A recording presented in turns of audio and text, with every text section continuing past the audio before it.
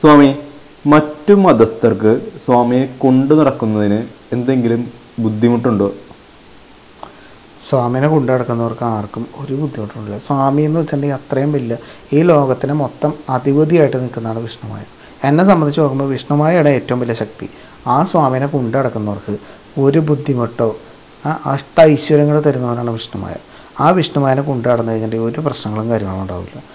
ഏത് മതമായാലും, ക്രിസ്ത്യാനി ആണെങ്കിലും, മുസ്ലിം ആണെങ്കിലും, ഹിന്ദു ആണെങ്കിലും, ഏത് മതം, ആ മതങ്ങൾ ഒരു കുഴപ്പമില്ല. ഏത് മതമാണെങ്കിലും സ്വാമിനെ വിശ്വസിച്ച് നടക്കുന്ന ആൾക്കാരുണ്ടാവുള്ളൂ.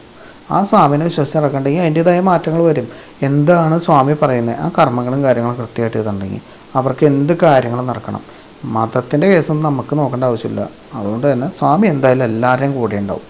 ആ സ്വാമി കൂടെ വന്നു കഴിഞ്ഞാൽ കാര്യങ്ങളെല്ലാം നല്ല രീതിയിൽ നടക്കും. സ്വാമിനെ വിശ്വസിച്ച് നടക്കുക, സ്വാമി കാര്യങ്ങളൊക്കെ നടത്തി തരും.